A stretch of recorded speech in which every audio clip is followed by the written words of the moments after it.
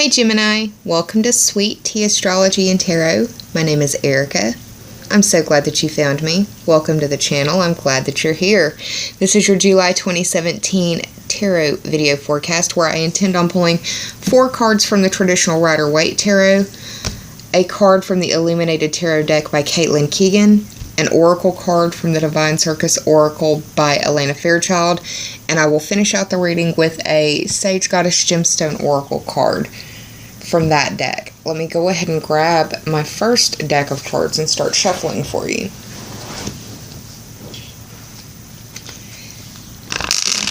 So, Gemini, we're going to be experiencing a full moon at 17 degrees of Capricorn on the 9th of the month, depending on where you live on the planet, day before, day after. This will be occurring in your 8th house. The house placements that I'm giving are based on a Gemini rising chart. So, Gemini suns and Gemini moons may feel the themes of this, but the house placements are indicative for a Gemini rising. Full moon occurring, like I said, 17 degrees of Capricorn in the 8th house. The 8th house is the house of Scorpio. It's the house of life, death, and rebirth. It's the house of transformation, regeneration, and metamorphosis. It's the house of primal, basic, or human instincts. It deals with sexuality. It deals with other people's money. It's a very intimate house. It's the blood and guts of it all.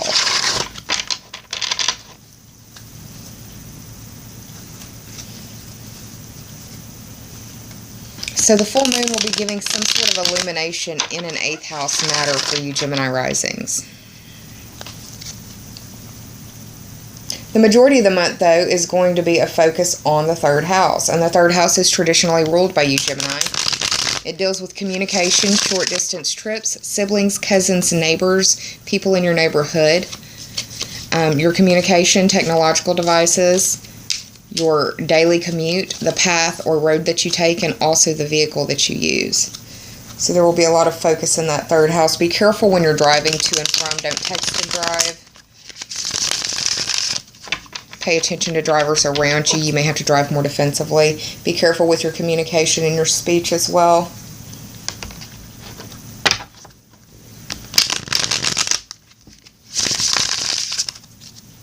Okay, let me cut this deck for you.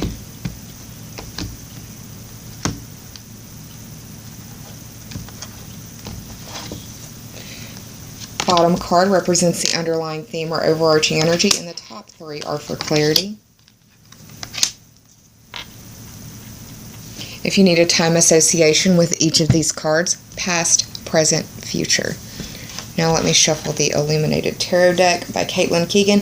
This is a deck that I used in my June Full Moon Oracle card series. Caitlin Keegan has condensed the major arcana down into the minor arcana. I really like this deck. I like the different messages that it brings. You can actually use it as a playing card deck. It has the traditional suits of hearts, diamonds, clubs, and spades, but I will give you the traditional Rider-Waite Tarot associations with these cards, or the card that drops for you.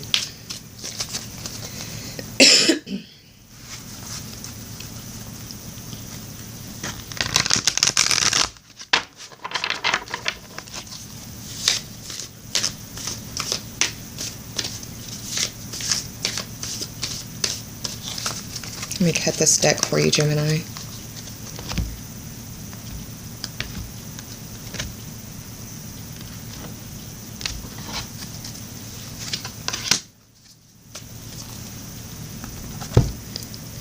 From the Divine Circus Oracle deck by Elena Fairchild. We are getting ready, energetically ramping up for the eclipse season that will be occurring in August. I'm trying to get these July videos out early so I can focus more time on the August videos for you. I'm also hoping to be able to start providing private readings for y'all by this time next month. I'm shooting this in June, so fingers crossed, right?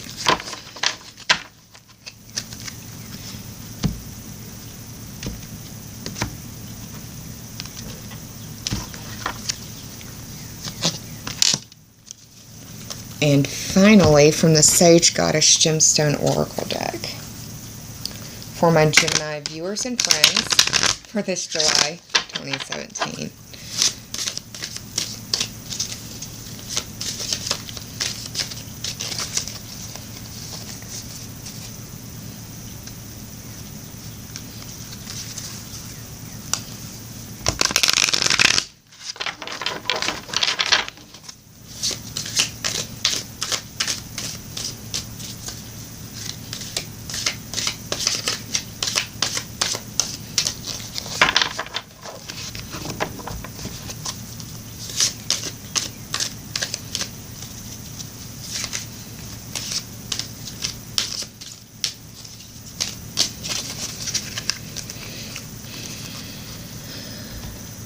Cutting the deck for you again, Gemini. Here's your Sage Goddess Gemstone Oracle card. Okay, y'all, what I'm going to do now is hit the pause button, flip these cards over, do the tarot math, and meditate over them, as well as looking at my astrological notes and try to bring forth the best information that I can for you. So, Gemini, hang tight. I'll be right back. Hey y'all, I'm back with your cards, so let's go ahead and get started. The underlying theme or overarching energy for your spread is the Hermit card reversed. The Hermit card is the 9th card of the major arcana. When I see the number 9, I think of a couple of different things. The first being the 9th house. The 9th house is traditionally ruled by Sagittarius. It's the house of your worldview expanded through study or travel. It is long-distance trips, adventures, questing, higher education, the study of foreign languages, religion, astrology, philosophy, metaphysics, legal system matters, political system matters. It's the house of foreign people, foreign places, and foreign things. This Hermit card is representative of the sign of Virgo, and it deals with either learning to serve or needing to be of service to someone close to you. Now, the posture of this character in this card, while it is in reverse, the light is going towards the future. The focus is on the future, looking forward.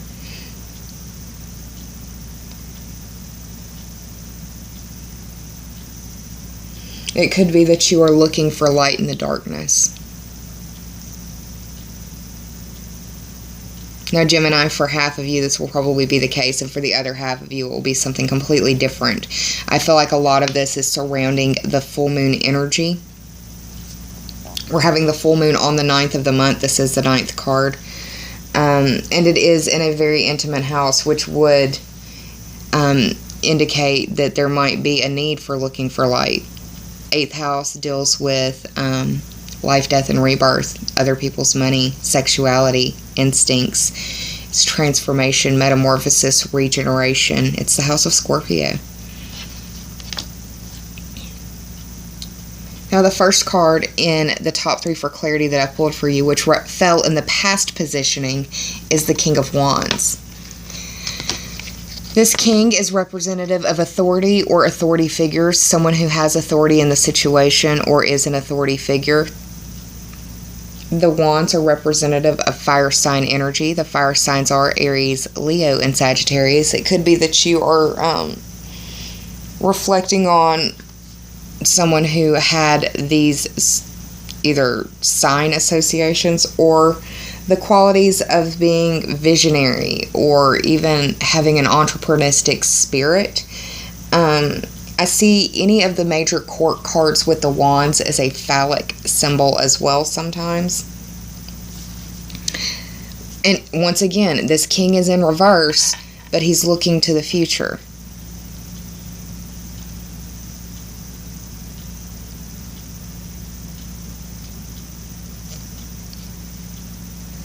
He's looking to the future.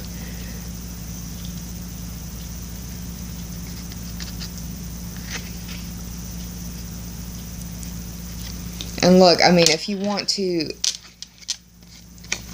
this wand can be lit on fire to also provide light. He's got a light right here going forward. He also has a staff in his hand.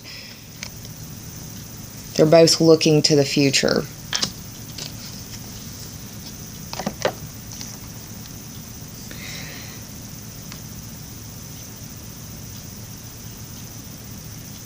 The next card that I pulled for you in the top 3 for clarity fell in the present position. It is the number 5 card of the major arcana. And that's why I said about half of you are going to be probably having the light side of the month, and the other half of you are going to be having the dark side of the month.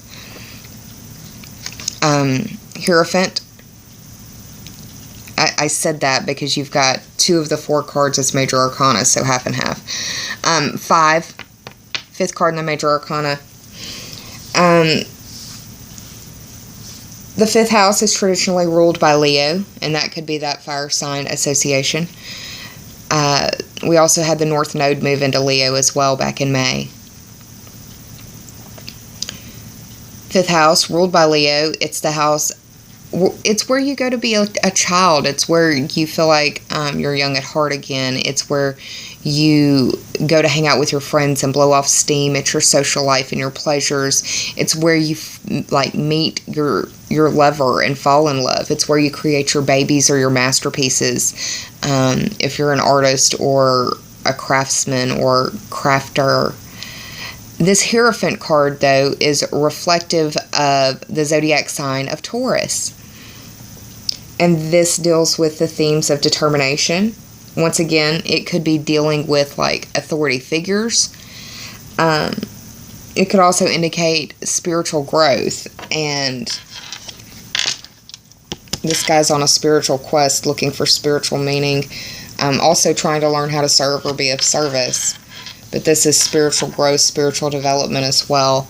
I also see the Hierophant card as bureaucracy. It is lots of hands, lots of fingers, lots of cooks in the kitchen, lots of people putting in their input. There's not just one individual that gets to make the decision. There's committees, there's paperwork shuffling, there's other people that have to put in their input. Now the 5th house association that's going on for the Gemini rising out there is Jupiter is transiting through the 5th house, and this is the house of, well, what I just got finished talking about, children, love, romance, creation. It's your social life and pleasure seeking. Jupiter is the planet, it's the biggest planet in our solar system that we know of right now. It's a gas giant. When I think of Jupiter, I think of it as like a hot air balloon. Wherever it goes, it makes that energy bigger. So if it was good energy, then it's going to expand it and make it bigger. If it wasn't so good, you're probably going to get an increase of that not so good. That's just the way that it works.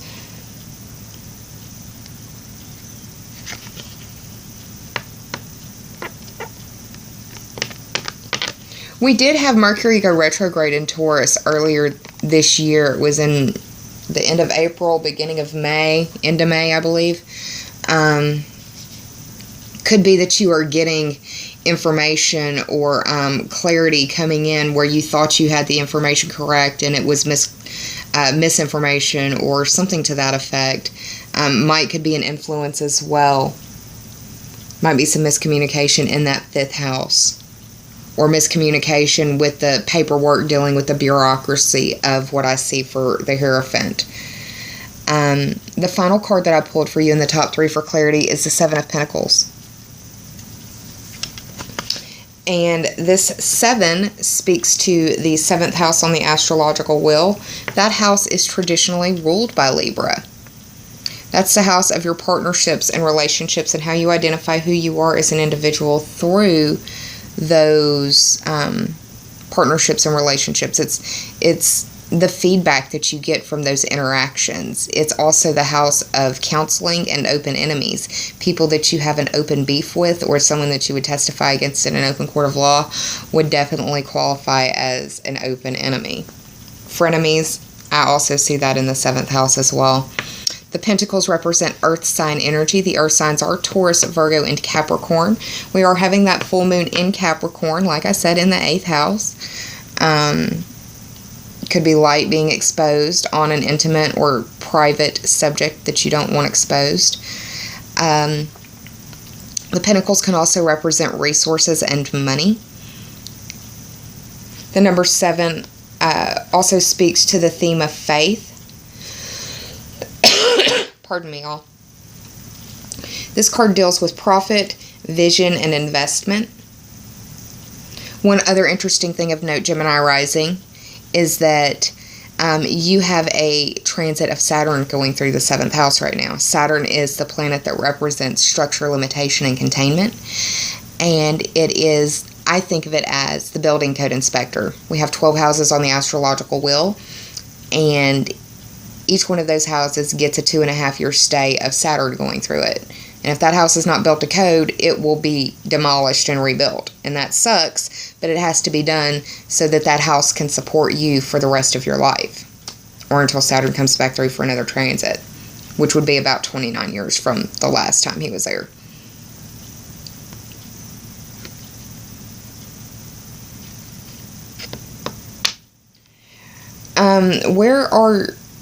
Where are their boundaries being overstepped? Is it you overstepping boundaries, or is it someone else? And this is a theme that's been coming up for y'all, Gemini. No judgment. I'm just trying to help y'all get a different perspective on the situation, or at least try to inspire a different perspective. But the 7th house dealing with Saturn, it's about time, it's about respect, it's about authority figures, it's about disciplinary figures. You may see somebody in your social circle that you wish they weren't in your social circle. You wish you could just influence other people to not like them. Or it could be the other way. You could be getting that from other folks. But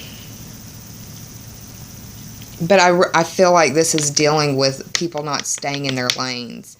And it could be that this guy is the only bodily posture that is actually looking to the past. You may need to reflect on the values and the resources that you expend in that 7th house on the people that you consider to be your friends. Are they truly your friends? Or are they not?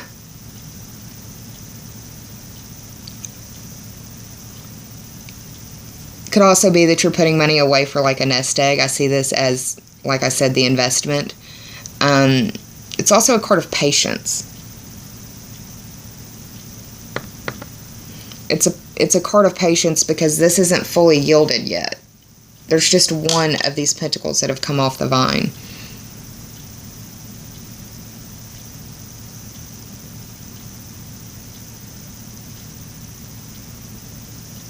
For some of you, you may be dealing with the fallout from the Sagittarius full moon that's happening in June, where secrets are being uncovered, or something is being unburied, or something's being buried. Covered up, hidden. I did the tarot math for the Rider-Waite tarot cards, and it ended up being 21. 2 plus 1 is 3, and that speaks to the 3rd house on the astrological wheel. That is the house that you rule, Gemini. It's the house of communication, short distance trips, siblings, cousins, neighbors, people in your neighborhood that you're on the same level with, neighborhood-wise. It's your communication devices and your technological devices. It's how you are interpreted and how you interpret others.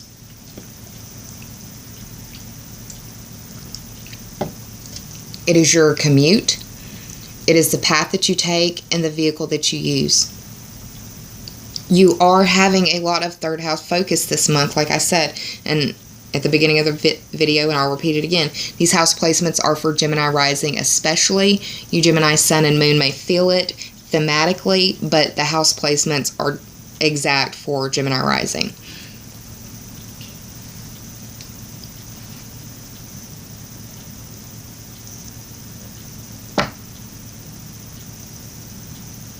Third house focus. You're going to end up, by the end of the month, you'll have Mercury move through the 3rd house. You'll have Mars move through the 3rd house. You have the Sun in the 3rd house.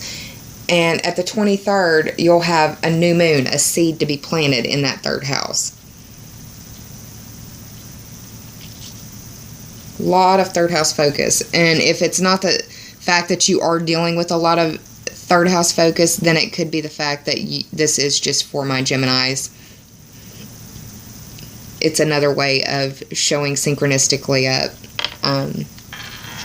From the Illuminated Tarot deck, I pulled for you the Queen of Spades. She is an ambitious card. She deals with intelligence and strategy. She is not one to be messed with. Pardon me, y'all. She is the embodiment of the Queen of Swords in the Rider-Waite Tarot. Once again, look, she is facing towards the future. She is looking towards the future. It may be that she has to cut through the dark or cut through the smoke, the BS, so that this light, this lesson, this service, whatever it is, can shine through. This Queen of Swords deals with air sign energy. Air signs are you, Gemini, Libra, and Aquarius. The Queen of Swords is a very influential individual. She's very quick thinking and perceptive. I see her as an expert in the field of defending people, like a lawyer or an advocate. She is someone who knows the facts of the case and is not afraid to argue them and will school you in them if you think you are going to just come half prepared. She does her homework and she asks for bonus work. This is the kind of person she is. She dots every I, crosses every T. For some of you Geminis, this could be you.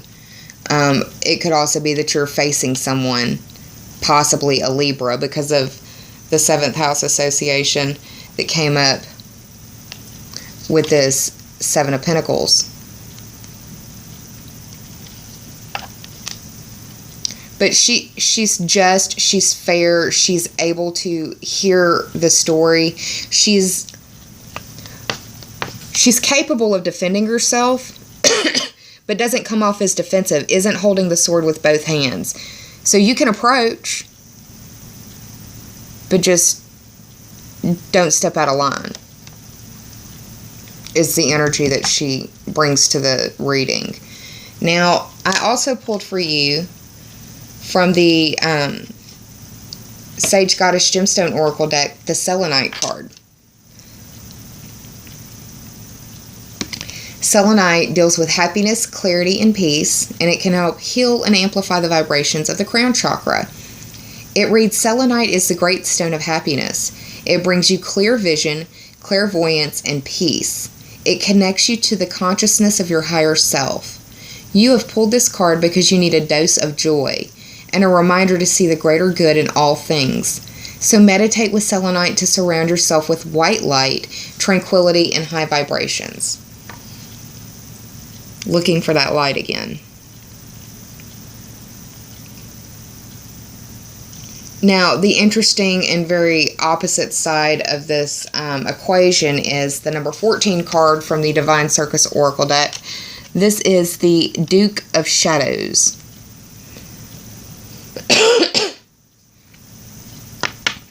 1 plus 4 is 5. That speaks to the 5th house, and that is where you are experiencing that Jupiter transit going through. So it's an increase in expansion.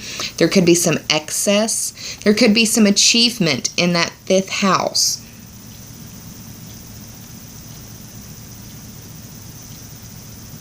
It just depends on how your Jupiter is playing in that house. The Duke of Shadows is an invitation for you to learn patience, and this is a cautionary card. It's not one that is brought forth to invoke fear or concern, but it's to inspire curiosity. There has been a process that has been set in motion, but it is under your radar. It has not been brought to the light of your awareness yet. There is something that is happening that is hidden in the shadows. And when I think of that, I think of the Mexican proverb that read, they tried to bury us, but we were seeds. And that's very much what I think of when I see this card too. They tried to bury us, we were seeds. That very much looks like somebody trying to plant a garden so they can harvest it. The Duke of Shadows also reminds you that what you're seeing is not the full story. It's not the whole story. and understand that the verdict in the situation is not final. When I was going through my divorce, I adopted a saying that there were 3 sides to every story. My version, his version, and the actual truth. Because it's our perception of that truth. It's still the truth, but we may not see it in its full reality. That's what makes it our perception. And that's what makes so many people's memories of things different and their accounts of things different, because we remember things. They fall on us differently.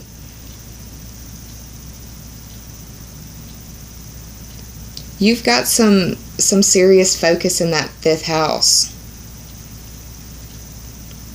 Gemini.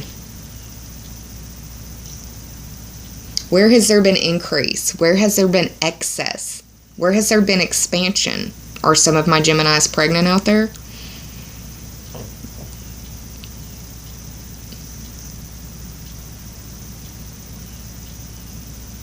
Where has there been achievement in your world? Is there achievement coming? Is that what's going on in the shadows? Is there some acknowledgement or achievement coming your way, but you don't know about it yet? Could be because of things that you've already done, already planted.